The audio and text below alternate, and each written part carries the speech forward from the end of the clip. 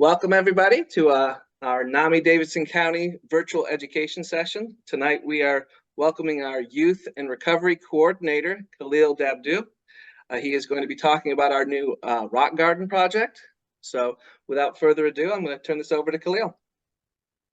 Thanks, Don. I will go ahead and share my screen.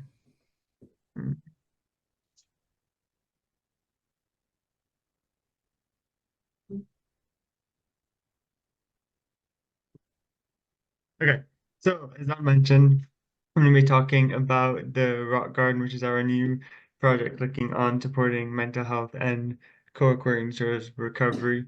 And so the title is Growing Beautiful Things in Hard Places, because beautiful things can grow in hard places, and that's the symbolism of the rock um, and the flowers growing out of the garden. Ooh, that's cool. Okay, so there's several reasons why we decided to start the rock garden.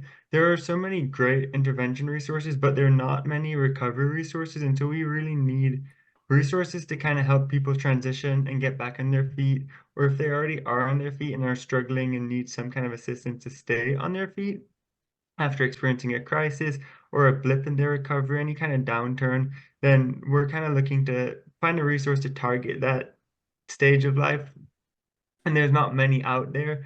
A lot of the resources that are out there are more reactive. So when you need help, come to us and we'll help you, but not proactive in or preventative in trying to prevent anything from happening. And so it's more like when something happens, come to us and we'll help you. And so we were looking more at preventative resources and also helping the people stay on their feet. We need more strategies to build up confidence and help people to handle their stuff and get back to whether they're looking to go back to school or to pursue employment. And so the rock garden kind of the aim is to help you master managing your stuff. So learn how to managing your stuff while also focusing on step to recovery to help you kind of reach that next step through a slow transition with the steps in recovery. And that's kind of why we've started this, and you will hear the huge focus on step recovery because we're not trying to just throw you back out in there. We're trying to help ease it and slowly take it one step at a time at your own pace. You will also see, I should mention, there will be a QR code the entire time on the left, and that QR code takes you directly to a Google form to sign up for the rock garden. So if you ever want to take a picture of it or scan it to sign up, you can do that at any point throughout the talk. So once we decided what we wanted to do, this is kind of the background of how it all started. So as I mentioned, we were looking at ways to support ongoing recovery. We identified that there was a lack of resources available to the community, so we wanted to do something to fill that gap. We really wanted to focus on the recovery piece because that's a huge piece that is missing in the care continuum. And so we partnered with the Vanderbilt Social Work Fellowship Program, and that was really the first partner program to come out of their project. And so we used focus groups to kind of figure out what the community needed and figuring out how can we guide them and provide this stepped recovery. And this is based loosely off of the Clubhouse International model, which kind of influenced our focus on community support and personal empowerment. And so that's kind of the guide that we used for this model of the rock garden. So there's also a support employment program called individual placement and support.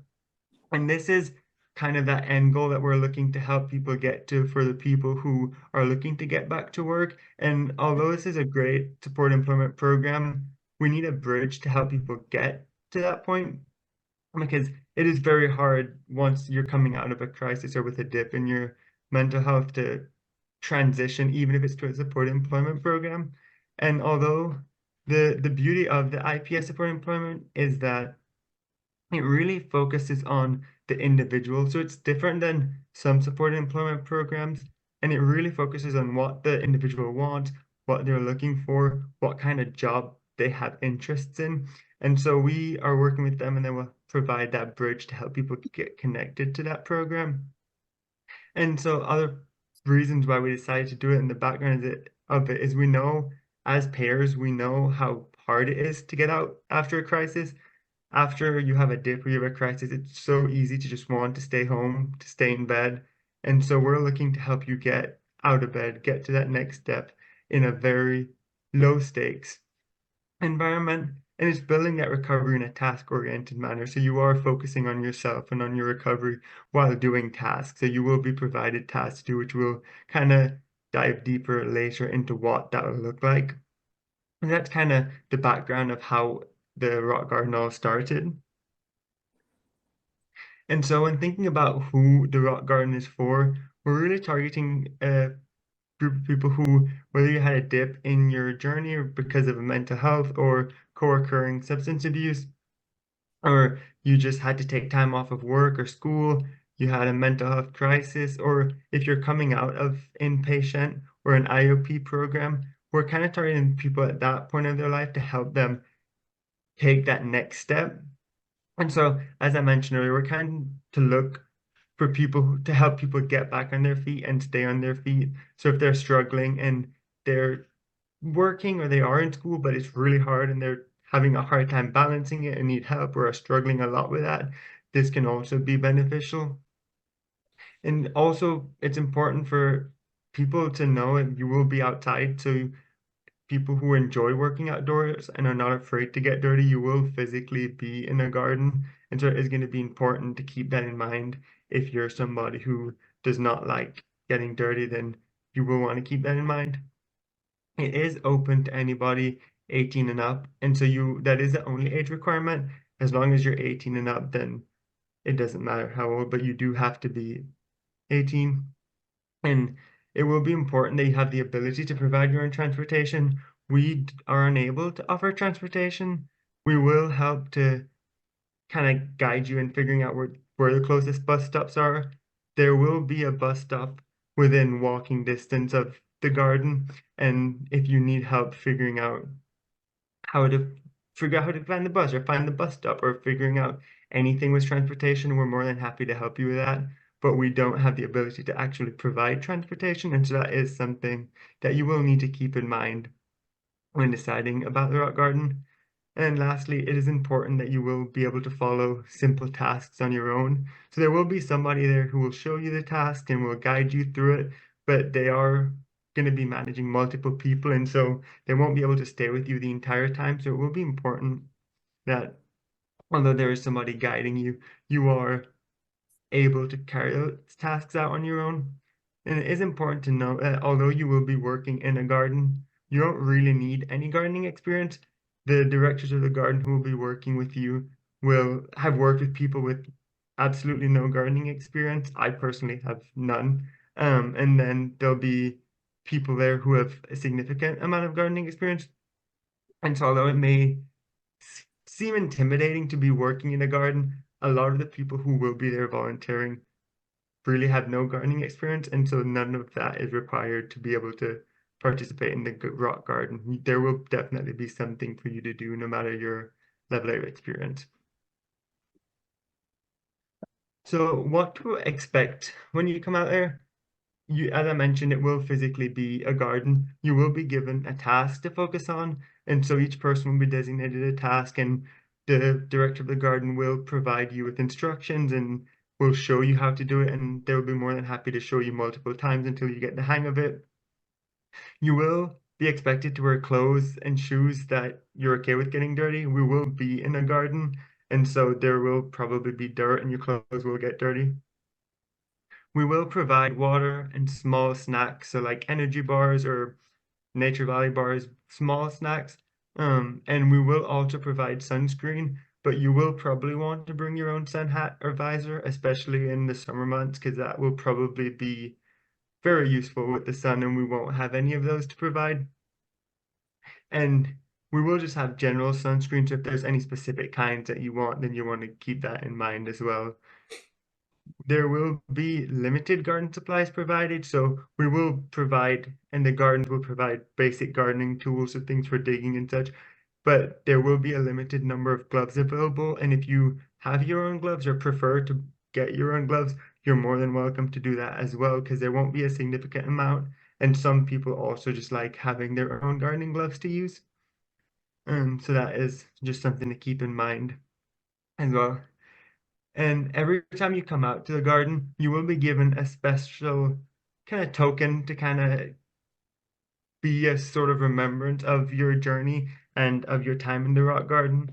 So every participant that comes out will be given a mason jar that has the rock garden logo on it. And every time you come out and volunteer for 2 hours, because that's the time plan that you will be doing, which I'll speak more about later. But every time you come out, you'll get a rock. And so every time you come out, you'll get another rock and it'll pile up. And so you can take that home with you and you can kind of see your jar of rocks piling up, and that will kind of be a symbol of your own journey and your recovery and what you're doing for yourself. And so even though you will be at the garden, which will be once a month at first, it will only be once a month. And so you will be spending a significant amount of time just at home or outside the garden. You will have that physical reminder of all the work that you're doing and see your accomplishments pile up, which will be very nice to have and just a good reminder to keep with you.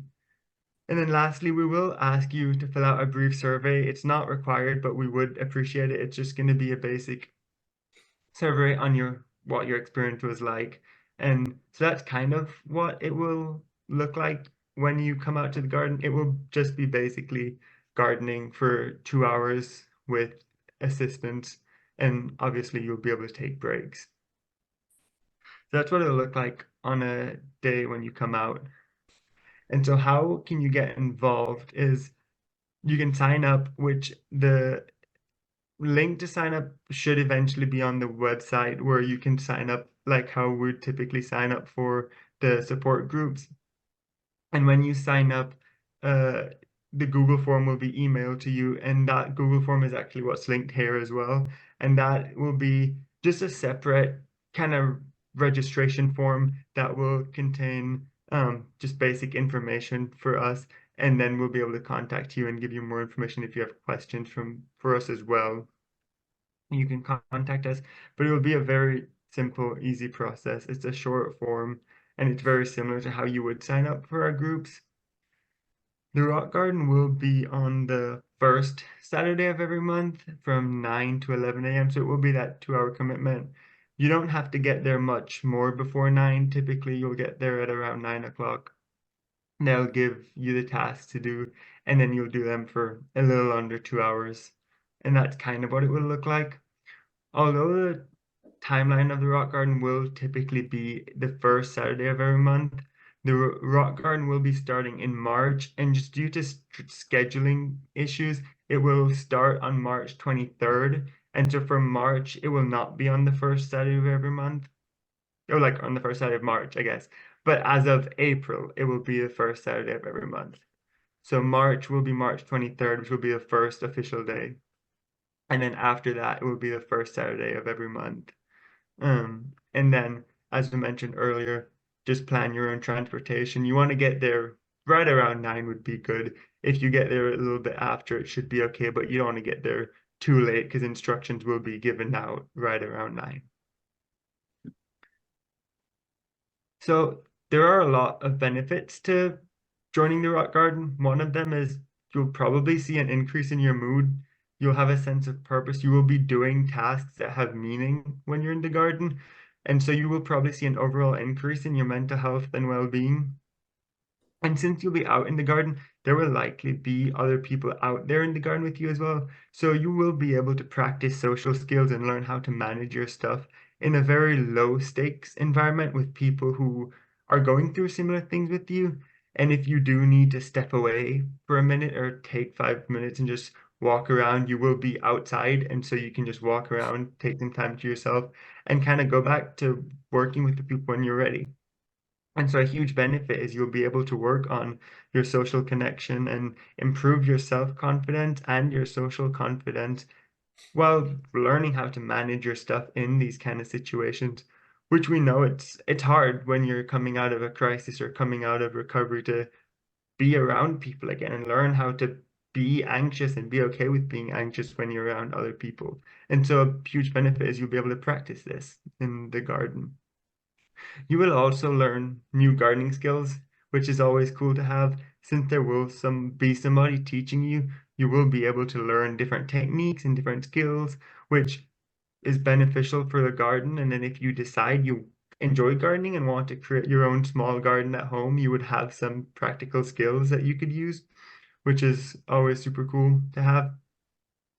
In terms of what you grow, you will be able to take home stuff that you grow. So if you stick with it and you plant stuff and you're there the whole time, once the crops harvest and you harvest them, you will be able to take home one or two things, which is always cool to just get food that was grown freshly, but also to see the stuff that you planted 2 or 3 months ago grow, and like you planted it and you went along that whole journey and now you have it. And it kind of goes back to that symbolism of like you're on a journey, just like how the garden is on its journey.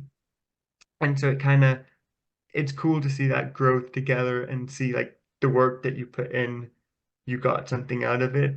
And it may even encourage people or assist people with wanting to eat fruits, more fruits or vegetables. So if you're trying to eat healthier, encouraging healthy eating, you will be able to get some fruits or vegetables from the garden. And families are welcome to join the garden, but they will also be asked to register and they will be expected to participate as well. So if a family member or friend wants to come with you, that is okay. They will just have to, and it's allowed, they will just have to register on their own. And so I will invite Eileen now to just briefly talk about the caregiver garden, which is so the rock garden started out of the hope to assist people with lived experience on their recovery, which I mentioned earlier. But while we were going through the process of getting the rock garden figured out, we were meeting with the director of the garden, and they were talking about how they use gardening to help their well-being, and they're a caregiver. And so we realized that there could also be benefit for caregivers to garden as well. And so from that, the caregiver garden kind of stemmed, which I'll have Eileen come and talk about for a little bit. Thank you, Khalil. So, as an experience for the caregivers, the garden time is a social time. It's, as I think Khalil shared earlier, this is a low stakes environment where folks can gather. Tasks are different. There's no expectation in terms of experience or any type of gardening prowess. It's really just an opportunity for folks to get together and enjoy doing something, having a purpose, and a nice day outside. Khalil mentions here in the slide, the registration process is the same. We've got the QR code that'll take you to the form. And we do like to let the folks at the garden know who's coming so that they know how many people to expect that morning. It gives them an idea how to shape their day. But honestly, it's my experience last week, very ad hoc. So we show up and get assigned to a task. As it's shown here, we talk about self-care. You know, this is a great opportunity to be outside. The season's starting to change, and it's really lovely to just enjoy the fresh air, feel a little productive, and take care of something else. So in the opportunity that we as caregivers can just really look at something else to be taken care of and enjoyed. Guided tasks in a different garden. So we are meeting in Bellevue at the Bell Garden. So that information would be provided once you register. And the group there, which is really lovely, it is a community garden, but because it's been established for a while, the growing is more focused on fruits and vegetables that are then supplied to a local food pantry. So a lot of the items that are harvested at any time during the year, because they have different things that are planted throughout the year, are then canned, and any of the canning is sold for profits to go back into the garden or provided to a local pantry for people to enjoy. Let's see. Do I have another slide, Khalil? Questions? Oh, so sharing on my experience at the garden this last week, it was a cool morning. So I would say if the weather looks to be cool, you may want to dress in layers. Once we were outside for a short period of time, you start working. It feels a little warmer. But as Khalil mentioned, gardening is dirty work. And there's sometimes water present. So if you do have shoes that can get a little wet and get a little dirty, that's helpful. Gloves, yes. Sometimes there are gloves on hand, but also if you have something that you like, that's a great thing to bring along. But not anything required. The garden really does have all the things you'd need.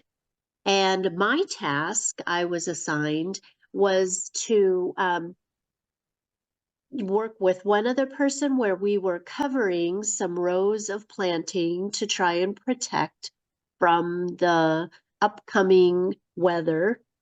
And it really is a learning process. So it's a great opportunity to just try something new, and I felt great to be outside for a couple hours. That fresh air was wonderful, and it just felt like I was connected to something bigger. Other groups do come, so we are not the only group at the garden. There was about 20 to 30 people on the day that I went, and it was something that I just found to be very fun and very fulfilling. Khalil, I'm going to turn it back to you, and anyone have any questions? Yeah, thank you, Eileen. There's something I do want to mention, which I forgot to mention, which will be important. So the caregiver garden and the rock garden are separate. They're two completely different locations, two completely different forms for signing up, but people will be allowed to go to either one. So if a caregiver wants to go to the rock garden with their loved one who they're caring for and is struggling, they can definitely go with them. And if somebody with lived experience wants to go with their caregiver to the caregiver garden, they can definitely do that. And so you can go to either one, although one is targeted towards caregivers and one is targeted towards people with lived experience. But just make sure if you are going to the caregiver garden, you fill out the caregiver garden form. And if you're going to the rock garden, you fill out the rock garden form, because there will be two different locations. But yeah, does anybody have any questions? And I'm not sure that I mentioned, Khalil did have it noted that the focus for the rock garden will typically, after the first month, be the first Saturday. And for our caregiver trip to the garden, it'll be the third Saturday. Thank you, Eileen.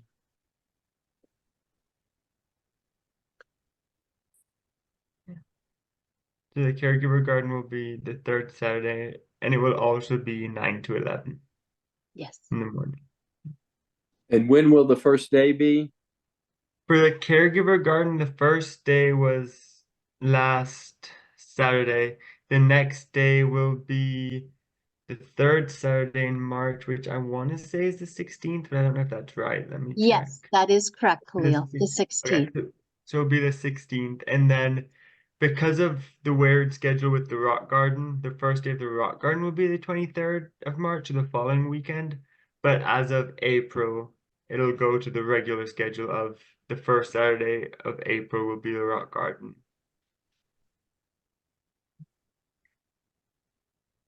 And where was the rock garden again? Where is it located? The rock garden is located in Woodbine. Goodbye. Okay.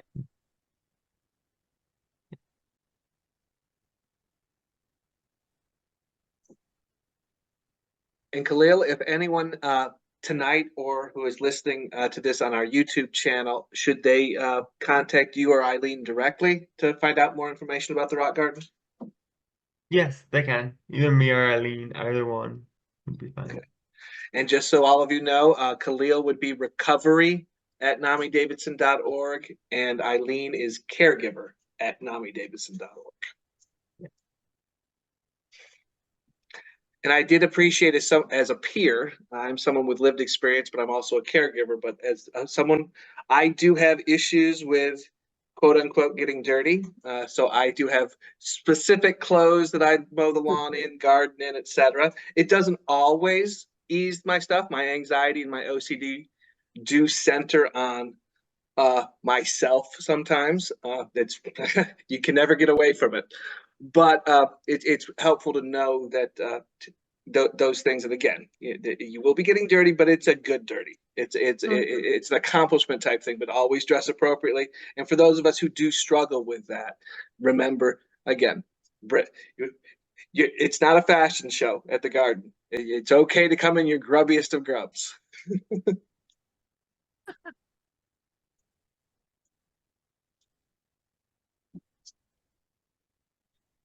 Well, do we have any other questions? Khalil, if you could take down the screen so we can see everybody. Yeah. The screen share. There we go. Well, I will share. I have no gardening experience. In fact, quite frankly, I would suggest I'm more of a brown thumb, but I felt such peace in being led through.